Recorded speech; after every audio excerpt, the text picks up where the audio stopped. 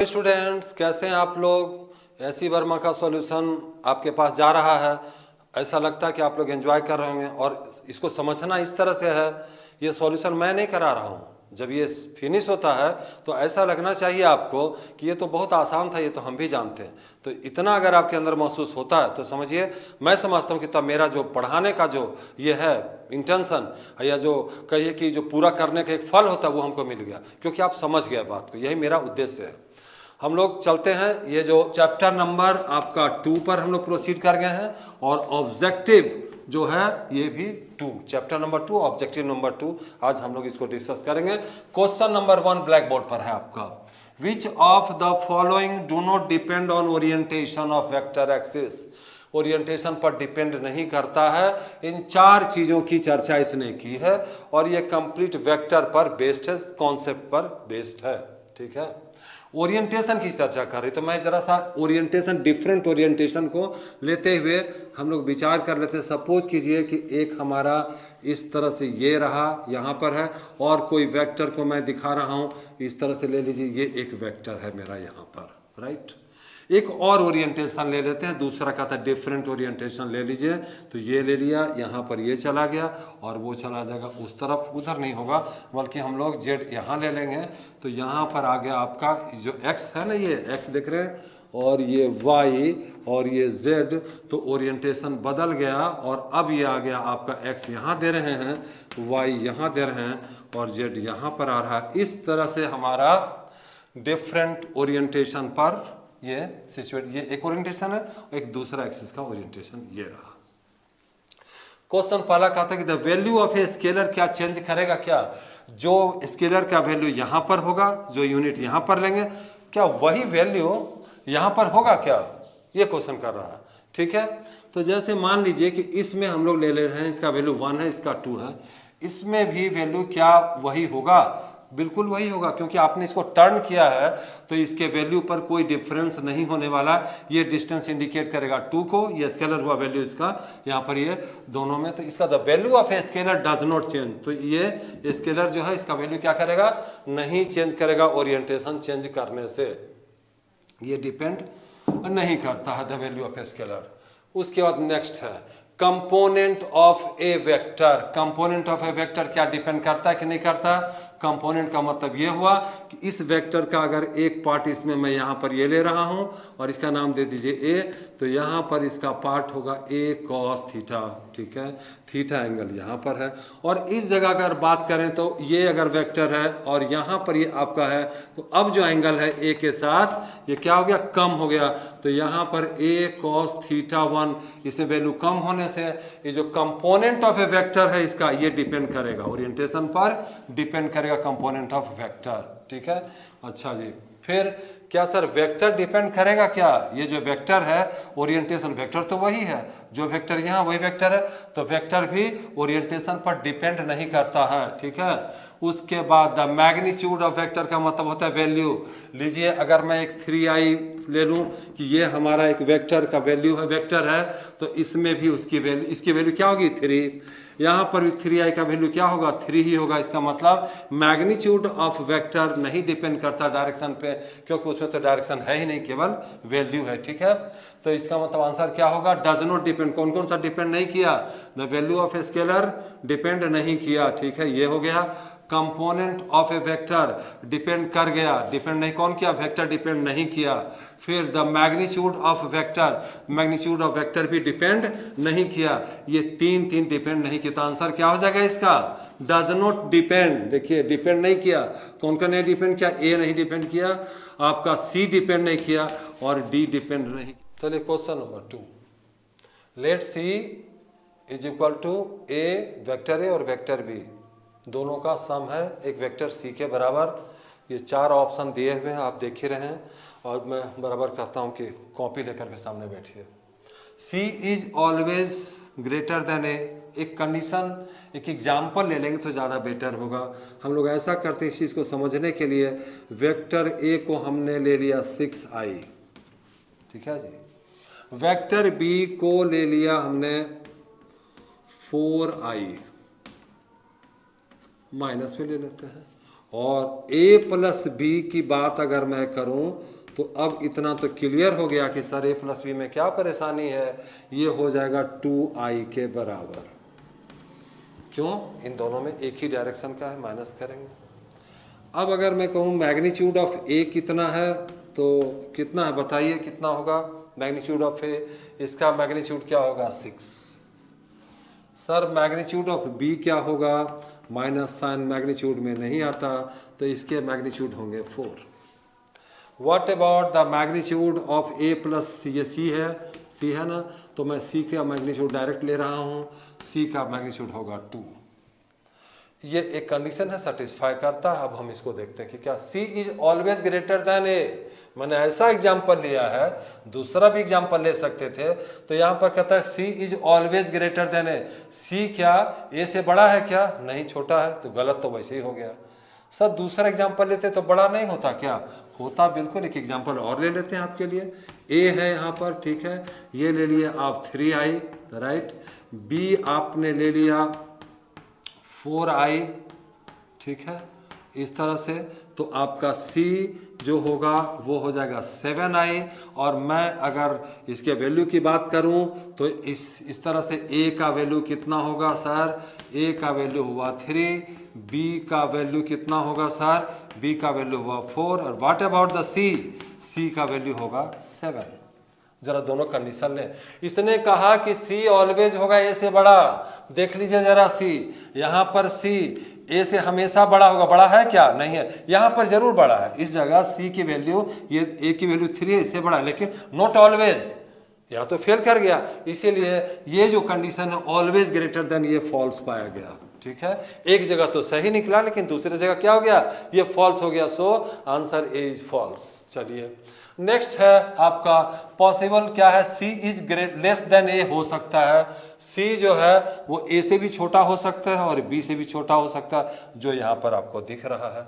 इसीलिए ये पॉसिबिलिटी तो बनता है। पॉसिबल का, नोट का श्योर। अगर ऑलवेज का था तो फिर दिक्कत थी, क्योंकि इस कंडीशन में ले लीजिए क्या कर रहा है? c a से छोटा है, ठीक है। क्या c a से छोटा है? नहीं, बड़ा है, ठीक। और c मतलब ये भी है, पॉसिबल है, तो ये पॉसिबिलिटी ये बनती है, एक पॉसिबिलिटी ये भी है। इसीलिए बी हमारा जो ऑब्जर्वेशन में, एग्जाम्पल में सही पाया गया।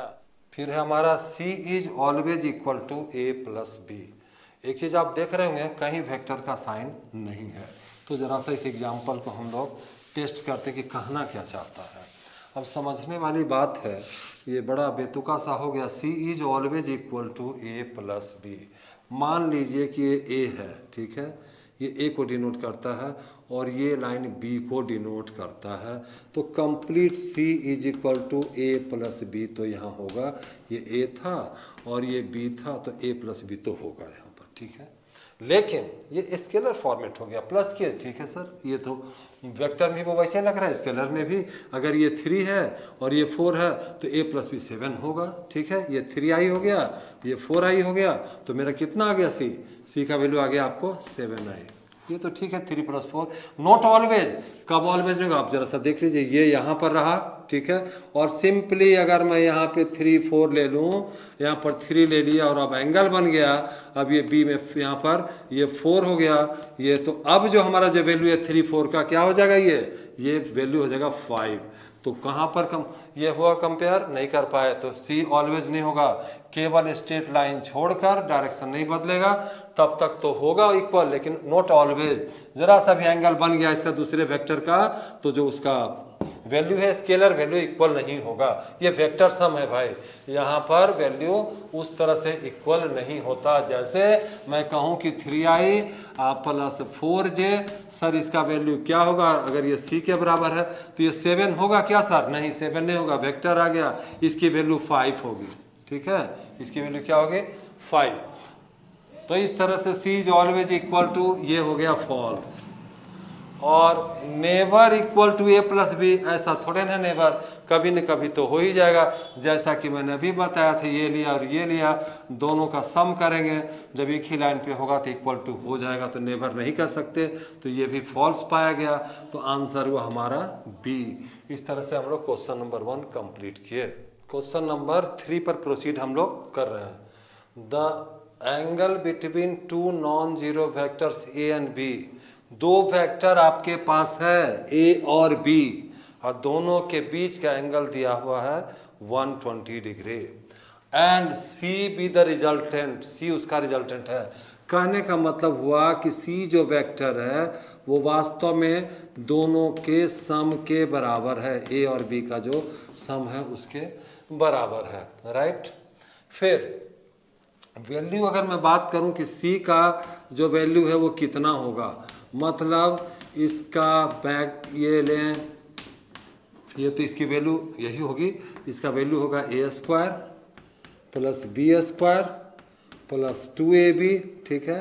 और कॉस एंगल तो पता है कितना दोनों के बीच में एंगल है, एंगल आपको 120 है, तो कॉस 120 डिग्री। जरा सा देखते हैं हम लोग इसको कैलकुलेट करके, ये आता है आपका ए स्क्वायर प्लस बी स्क्वायर और प्लस 2ab और इंटू माइनस 1/2, तो ये कंप्लीट हो गया आपका 2 cancel, A square plus B square और प्लस नहीं बल्कि माइनस ए बी, ठीक है, इसका वैल्यू, लेकिन सब पे अंडर रूट, ये रहा under root and this under root. A square किसकी वैल्यू हुई, सी, इसको कह रहा है मॉड सी के वैल्यू को सी बोलिए, सी के वैल्यू आपको आ गए इतना। चलिए इसको समझिए नंबर 1। नेक्स्ट, कंपेयर दो चीज़ों के बीच में, सी को कंपेयर किया जा रहा है ए माइनस बी से, तो ज़रा हम लोग इसको भी देख लें कि ए माइनस बी का क्या वैल्यू आएगा। तो ए माइनस बी की अगर वैल्यू की बात करें तो होता है formula A square plus B square minus 2ab cos theta, theta फिर पहली बार वही चीज़ 120, वैल्यू दीजिए इसको A square plus B square, under root चलेगा सब में, ये भी अंडर रूट रहेगा, तो A square plus B square minus 2ab cos 120 मतलब माइनस 1/2, और ये तो देख लीजिए यहाँ पर क्या हुआ, ये A square 2 cancel, A square plus B square minus minus plus A into B, ये रहा। एक चीज़ तो साफ नज़र आ रहा है, कंपेरेटिव किसको किसको कंपेयर करना है, सी को कंपेयर करना है, इससे सी की वैल्यू रही ये, और ये अगर 1 और इक्वेशन नंबर 2 पे अगर हम गौर करें तो साफ पता चलता है कौन बड़ा है, ये बड़ा है, ठीक है, क्यों प्लस ए भी है यहाँ पर माइनस, अगर ये बड़ा वैल्यू होता है बिगर है तो इसका स्क्वायर रूट जो होगा वो भी बड़ा होगा, मतलब ए अगर सी की मैं बात करूं कि ये रहा इसका स्क्वायर, ठीक है, ये अगर इससे बड़ा है आपका क्या ए माइनस बी मोड का स्क्वायर, तो नेचुरल है कि सी की जो वैल्यू होगी वह भी ए माइनस बी बड़ा, कौन सा बड़ा है, तो ये वाली वैल्यू बड़ा है, तो यहाँ पर ये भी हमारा बड़ा होगा। इसका मतलब होगा कि सी मस्ट बी, सी का जो वैल्यू होगा must be mod of A minus B से छोटा होगा, मतलब C must be less than A minus B, इससे कम होगा। ये आंसर मेरे मुताबिक होना चाहिए। इसका दूसरा एक्सप्लेनेशन भी ले सकते थे आप, ए माइनस बी दो वेक्टर है, जरा समझने का प्रयास कीजिएगा। इसका दूसरा पार्ट हम लेते हैं कि दो वेक्टर है और दोनों के बीच में मान लीजिए कि आपका यहाँ पर कैसे था, वेक्टर दोनों के बीच में कितना एंगल है, सपोज कीजिए ए है और दूसरा वेक्टर यहाँ था ना बी आपका, और दोनों के बीच में 120 डिग्री एंगल है, और law of parallelogram of vector से कैसे होगा, इसका ये रिजल्टेंट होगा, ये ए प्लस बी का रिजल्टेंट ये होगा। दूसरी तरफ आइए, जब इसकी वैल्यू ए और बी ये माइनस बी लेंगे, तो माइनस बी जब लेंगे हम तो ए के साथ देख रहे हैं ना यहाँ पे, ये वाला चीज़ है बी, सॉरी ये है बी, तो ये बी जब माइनस लेंगे तो यहाँ पर इधर आना पड़ेगा आपको माइनस बी में, तो माइनस बी जब यहाँ पर ये होगा तो दोनों के बीच में एंगल अब घटकर 60 हो जाएगा।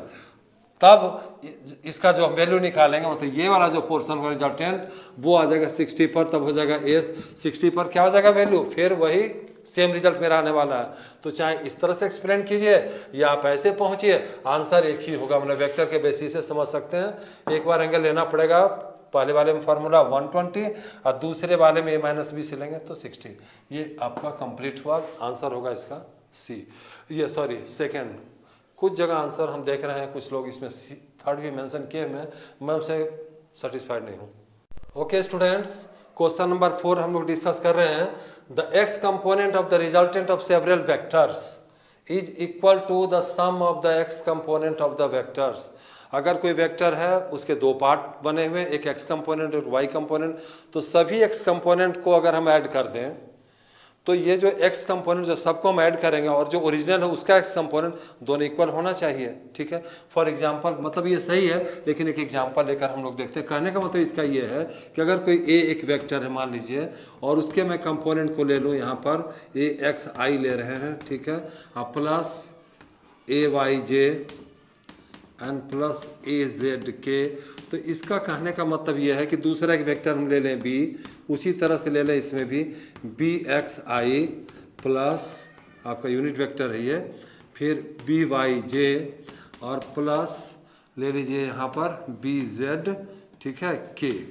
तो इसका कहने का ये मतलब है कि जो आपका जो ये सम आएगा, ये जो दोनों वेक्टर का सम होगा, उसके जो एक्स कंपोनेंट्स होंगे, मतलब ये जो रिजल्टेंट आएगा इसके एक्स कंपोनेंट और ये, तो रिजल्टेंट कंपोनेंट का एक्स मतलब ए एक्स और प्लस जो बी एक्स का वैल्यू होगा, और इसको अगर हम ले लें दोनों का सम सी ले लें, सी इज इक्वल टू ए और प्लस बी वेक्टर से इंडिकेट करें, और ये तो इसका जो कंपोनेंट होगा एक्स मतलब सी एक्स, ठीक है, वो इसके कंपोनेंट्स के बराबर होगा। वेक्टर साइन का इस्तेमाल कर सकते हैं, अगर आई देंगे तो यहाँ पर आई ले सकते हैं, ये आई ले सकते हैं यहाँ पर, और ये रहा। तो ये कहता क्या है कि जो इसका एक्स कंपोनेंट्स होगा और ये दोनों का अलग अलग जो लेंगे दोनों का सम करेंगे दोनों इक्वल होगा। ये पहला प्रोपोजिशन है। क्लियर है बात? ठीक है, नेक्स्ट दूसरा आपका दे रहा है, इसमें कंडीशन दे रहा है may be smaller than the sum of the magnitude of the vectors. कोई भी वेक्टर है, ठीक है, तो उसका जो कंपोनेंट है एक्स कंपोनेंट वो मेन वेक्टर से तो कम हो सकता है, ठीक है, जो उसका पार्ट है तो कम तो होगा, तो equal to the sum of होगा और ये स्मॉलर भी होगा। कोई भी वेक्टर अपने ओरिजिनल वेक्टर से बड़ा नहीं हो सकता, ग्रेटर देन नहीं हो सकता, ये पॉसिबल ही नहीं है। और मे बी इक्वल टू मतलब मेन वेक्टर का सम और उसका एक्स कंपोनेंट का सम दोनों बराबर कैसे होगा वो देखिए। सपोज कीजिए कि एक वेक्टर हम ए लेते हैं जिसमें हमारा वैल्यू है उसका 2i, केवल एक्स कंपोनेंट ही मौजूद है इसमें, राइट। दूसरा वेक्टर है बी 3i, ठीक, और एक और वेक्टर ले लेते हैं सी और इसका हम ले लेते हैं वैल्यू 4, सपोज कीजिए 4, ये यूनिट वेक्टर इतना है, राइट।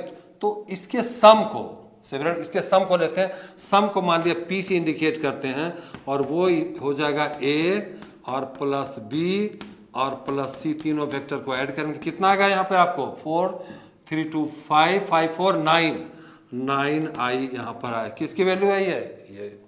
अगर मैं बोलूं कि P का x कंपोनेंट बताइए, रिजल्टेंट का x कंपोनेंट बताइए, तो इसका मतलब मैं आपसे पूछ रहा हूं कि Px का वैल्यू क्या होगा, तो आप कहेंगे कुछ नहीं, इसका कंपोनेंट लिया तो आपको 9 होगा, ठीक है। यहाँ पर बात कीजिए तो इस जगह अगर x कंपोनेंट लिया जाए तो इसका x कंपोनेंट क्या होगा, x कंपोनेंट 2, इसका x कंपोनेंट Bx का ये होगा 3 और इसका कंपोनेंट Cx ये होगा 4। इसको भी जब ऐड करेंगे तो ये इक्वल 9 ही होगा, ये दोनों इक्वलाइज हो गया। इससे ये पता चलता है कि अगर जो वेक्टर है और उसका जो कंपोनेंट है वो केवल एक ही तरह के वेक्टर से बना होता है, एक्स कंपोनेंट से ही बना हो, केवल एक्स पार्ट ही है, उस कंडीशन में इक्वल हो सकता है। तो इसमें मेरा आंसर होगा ए, बी और लास्ट में डी, ये तीनों आंसर इसके हो सकते हैं, मतलब A, B and last one is D is correct.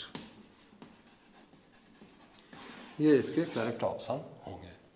Clear है? Last question, question number 5, the magnitude of the vector product of two vectors A and B, A and B दोनों का क्रॉस प्रोडक्ट, वेक्टर प्रोडक्ट को ही cross product कहते हैं। A B sine theta इसका value ले रहे हैं तो वो कितना हो जाएगा, ए बी साइन थीटा के इक्वलाइज होता है। डायरेक्शन का मतलब यहाँ पर नहीं है जो कि हम इसको लेते हैं। अब पूछता है क्या कि ये बताइए कि थीटा का वैल्यू पर सारा इसका वैल्यू डिपेंड करता है। एक केस लेते हैं, अगर थीटा 0 होगा उस समय कंडीशन में क्या होगा, तब साइन 0 0, उस समय जो क्रॉस प्रोडक्ट है वो इक्वल टू हो जाएगा किसके, ए बी के बराबर होगा। क्यों? क्योंकि थीटा 0 साइन 0 0 तभी किसके बराबर हो जाएगा, 0 के बराबर, राइट। सर थीटा अगर 90 होगा तब क्या होगा, 1 हो जाएगा। मतलब theta is equal to 90 degree होगा, उस केस में ए और क्रॉस बी का जो वैल्यू होगा वो किसके बराबर हो जाएगा, 1 के बराबर होगा। ठीक है, 1 यहाँ 1 होगा तब ए बी के इक्वल होगा। तब जरा समझिए, पहला लीजिए, ग्रेटर देन साइन थीटा से कोई चीज मल्टीप्लाई होगा तो उसका वैल्यू या तो 1 होगा, जैसा कि यहाँ पर ले रहे हैं 1 है, ठीक है, sin 91, या 0 होगा। तो ग्रेटर तो हो ही नहीं सकता, तो ग्रेटर तो कैंसिल हो गया। Equal to A B, equal to A B कब होगा, आपको दिखा रहे हैं इक्वल टू ए बी कब होगा, जब थीटा 90 डिग्री होगा तब दोनों की वैल्यू इक्वलाइज होती है, ये इसीलिए ये सही है। फिर है लेस देन ए बी, तो वैल्यू इसके बीच में, तो पहले इक्वल टू 0 ले लीजिए, इक्वल टू 0 यहाँ पर दिखा रहे हैं हम कि इक्वल टू 0 हो गया। अब बात आती है लेस देन 0, तो लेस देन 0 थीटा का जब वैल्यू आप दीजिएगा, मान लिया 30 दे दिया आप, तो साइन 30 दिए तब क्या हो गया, देख लीजिए कि एग्जाम्पल से हम लोग देखते हैं, A cross B is equal to क्या हो गया, ए बी, राइट। साइन 30 अगर ले रहे हैं, साइन 30 1/2 तो ए बी बाई 2, इसका मतलब क्या हो गया आपका, ये ए बी जो है वो बिगर हो गया 2 times this, so less than A B, इसकी जो प्रोडक्ट है मतलब ये रहा, ए बी जो आया बराबर वो 2 इस ए इंटू बी। इससे साफ साफ पता चलता है कि ए बी क्या हुआ हमारा, बड़ा हुआ, तो less than A B is bigger, ये ठीक है। तो आंसर आपका क्या हो गया इसमें, इक्वल टू ए बी भी होगा, लेस देन ए बी भी होगा, ये भी सही है, और इक्वल टू 0 होगा, ये भी सही है। तो आंसर इसका हो जाएगा बी भी सही है, सी भी सही है, और डी भी सही है। इसके साथ ही हम लोग इसके जो एक्सरसाइज जो था मतलब टाइप 2 इज ओवर। इसके बाद हम लोग एक्सरसाइज में प्रोसीड करेंगे। एक्सरसाइज को ट्राई कीजिएगा, वेक्टर को देखिएगा, जो भी उसमें हमारा क्वेश्चंस होंगे हम लोग नेक्स्ट डे मतलब कल एक्सरसाइज क्वेश्चन हम लोग डील करेंगे। वही चीज़, एक बात और कि आप लोग जो है इसको सब्सक्राइब करने से कहीं नहीं चूकना है। देखते हैं वीडियो, अच्छी बात है, सीखें, और मैं जैसा कि बताते रहता हूँ इस तरह से सीखें जैसे कि लगे कि आपका अपना ही है, आपने इसको समझ लिया। इसी आशा के साथ कि आप इसको देखेंगे और सब्सक्राइब भी करेंगे। नेक्स्ट डे हम लोग मिलते हैं। Thank you.